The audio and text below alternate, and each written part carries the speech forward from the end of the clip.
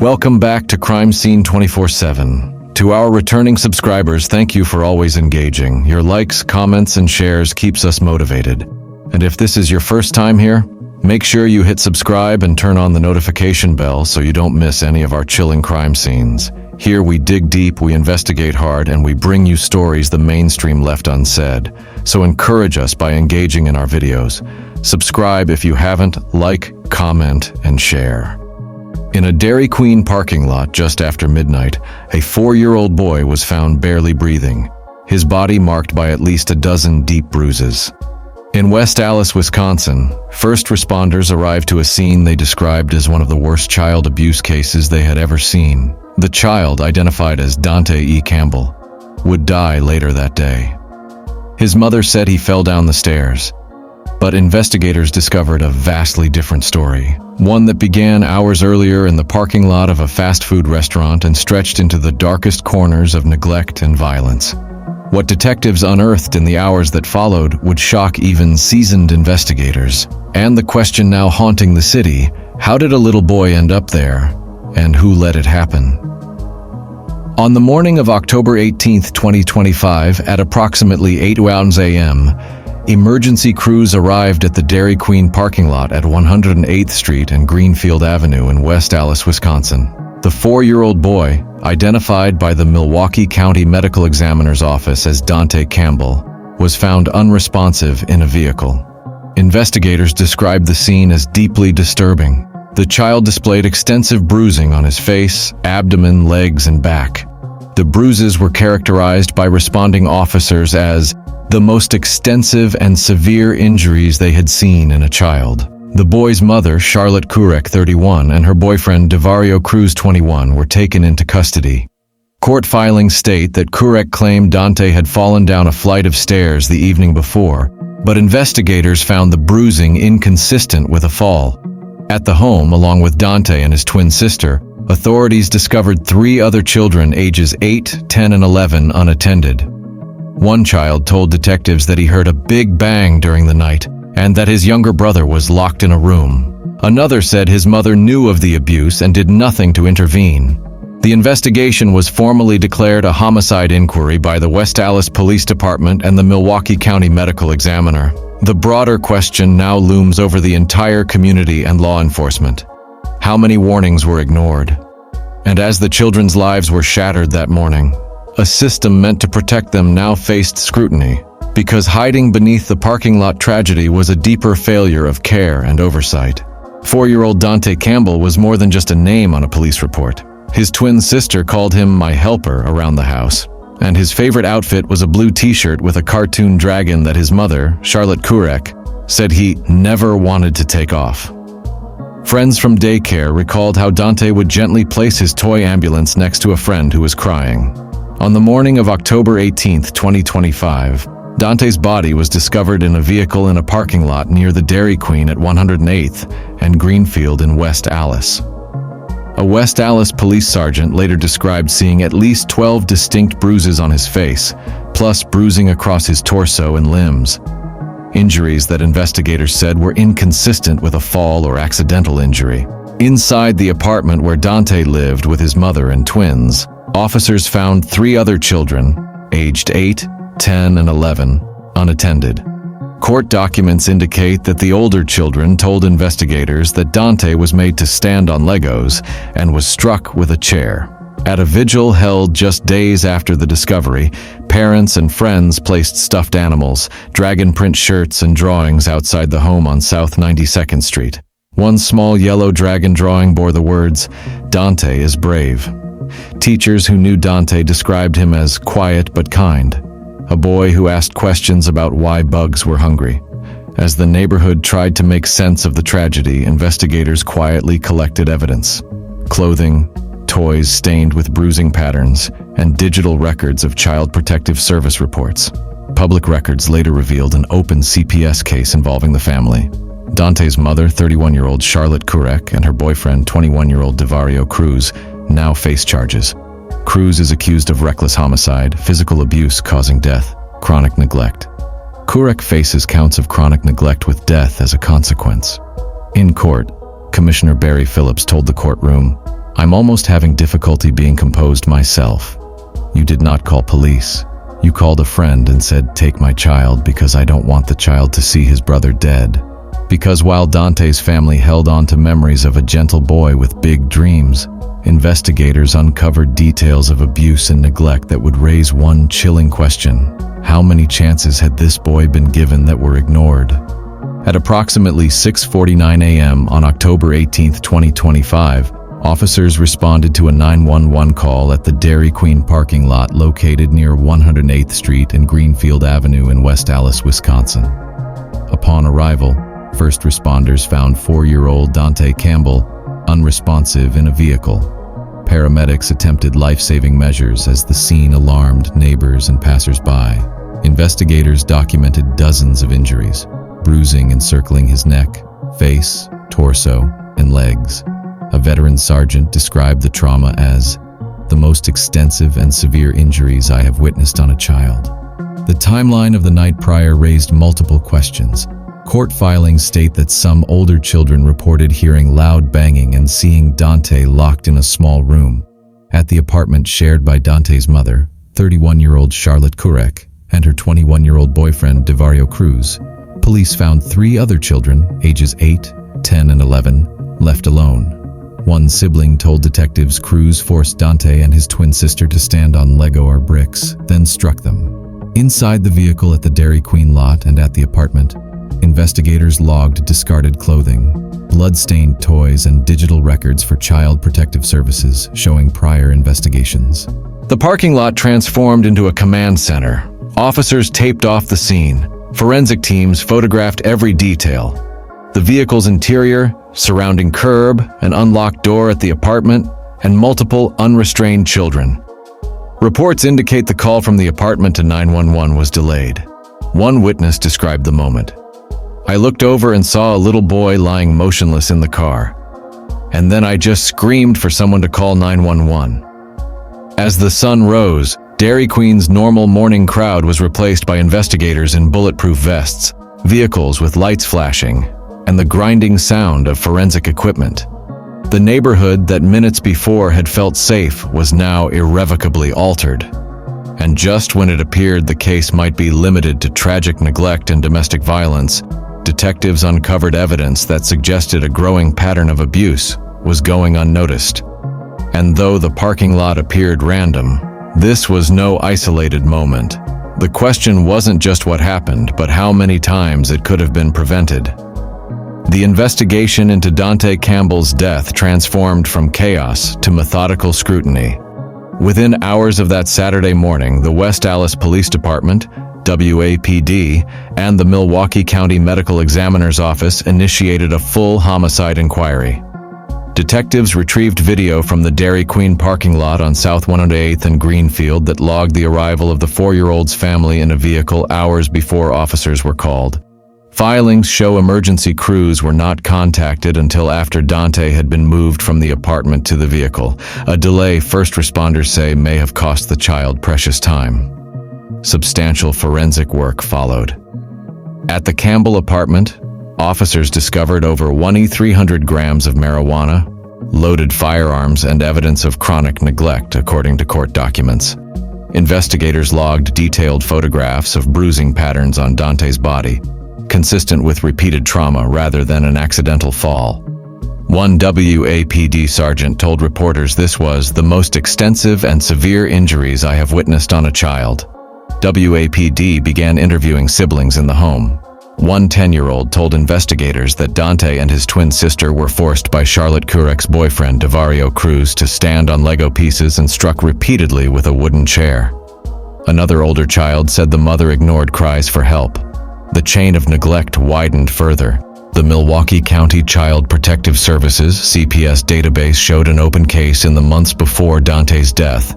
While CPS declined to comment, the documents triggered an internal review of why previous interventions did not stop the abuse. Meanwhile, WAPD requested a search warrant for the Dairy Queen vehicle and apartment computer storage. Cell phone data placed the vehicle at the scene, and later revealed text messages between Cruz and Kurek describing a delay in contacting medical help.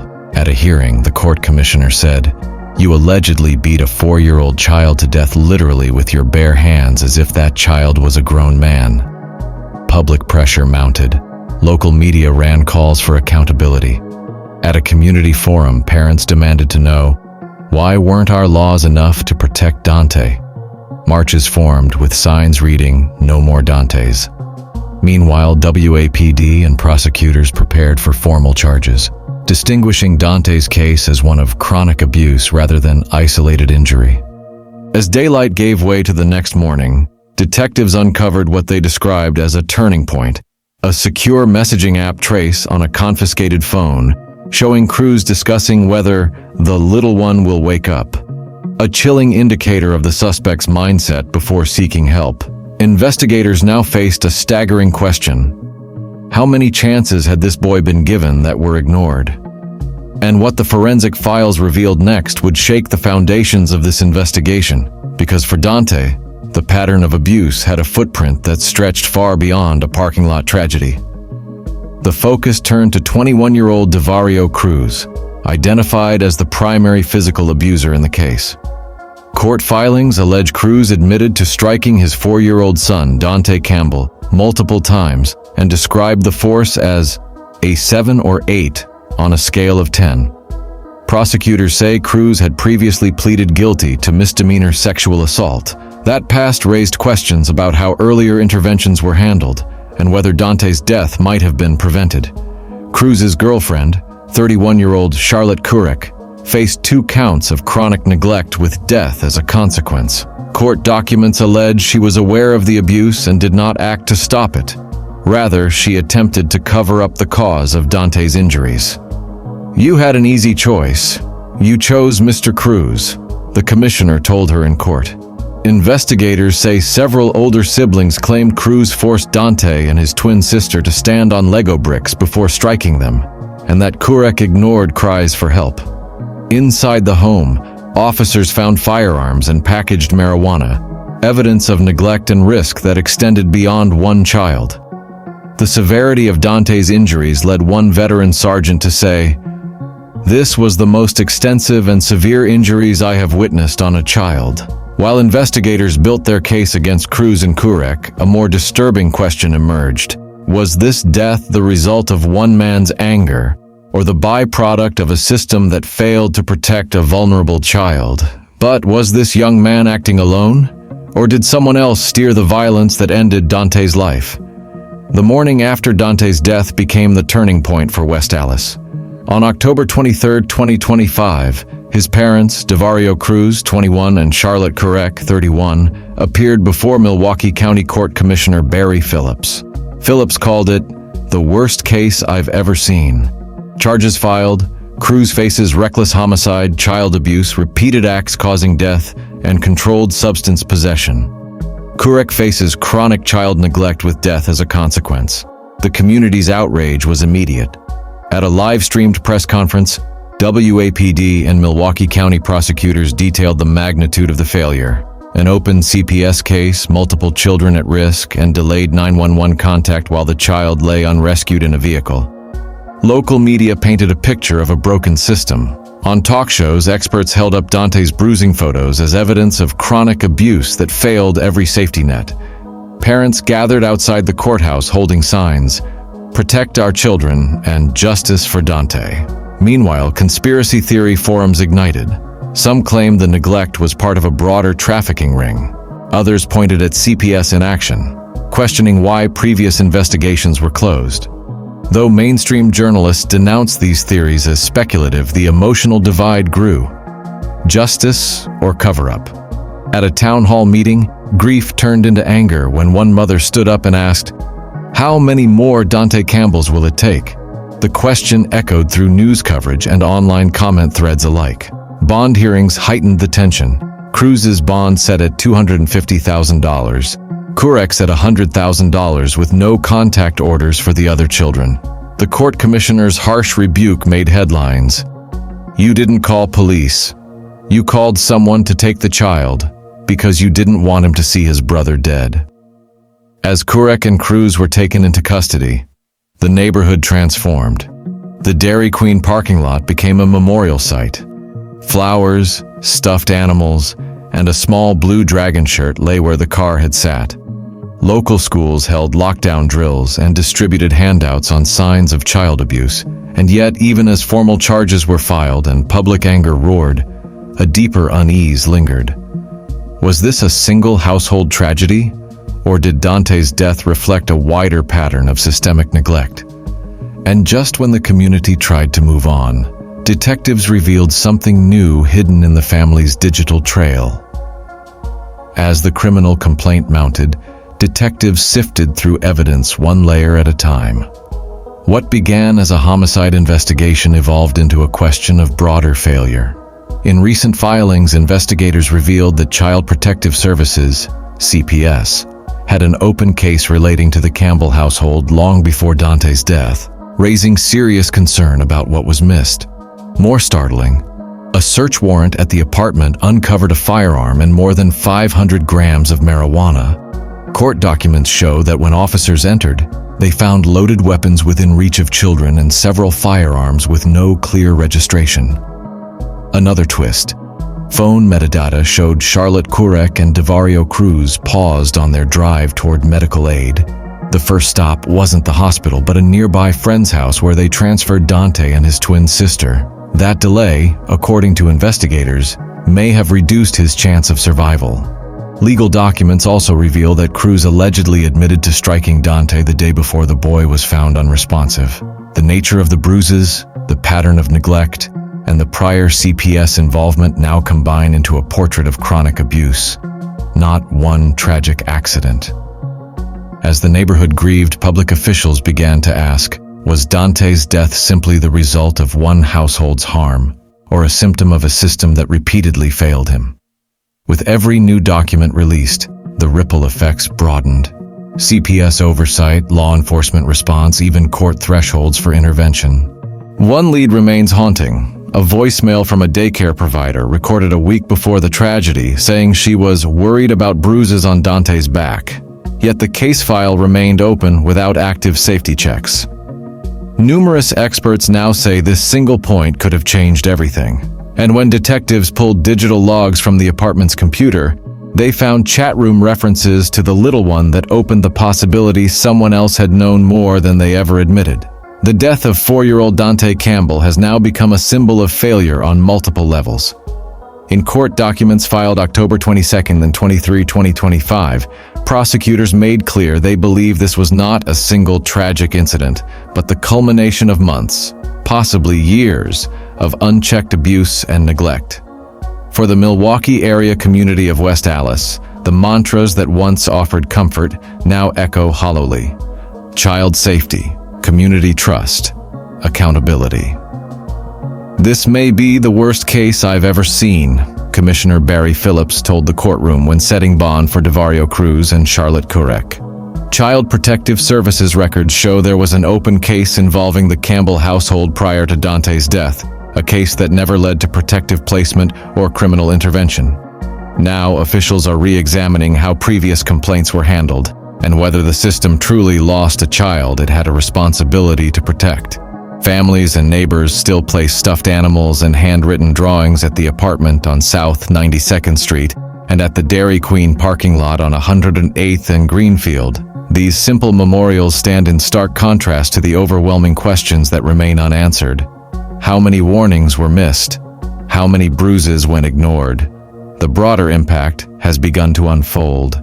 Local schools now mandate additional training for recognizing signs of severe abuse. Lawmakers in Wisconsin propose stricter oversight for homes with multiple CPS referrals. And in news coverage, analysts are asking, should the focus have been on the parking lot emergency or on the years of evidence gathering dust in the background? But for Donte's twin sister, for his older siblings, and for neighbors haunted by the image of a little boy found unresponsive in a car, the ultimate question remains unanswered. Was this a moment of pure horror? Or an inevitable tragedy that no one intervened in time to stop? Was Donte's death the result of one household's collapse, or a sign that our system failed a child who cried out for help? Do you believe that Donte Campbell's death was the result of one household's collapse? Or is there someone else responsible? hidden in plain sight? Share your theory below. I read every single one. And if you want more true crime cases where we uncover every detail, subscribe to Crime Scene 24/7. Because here, the truth never sleeps.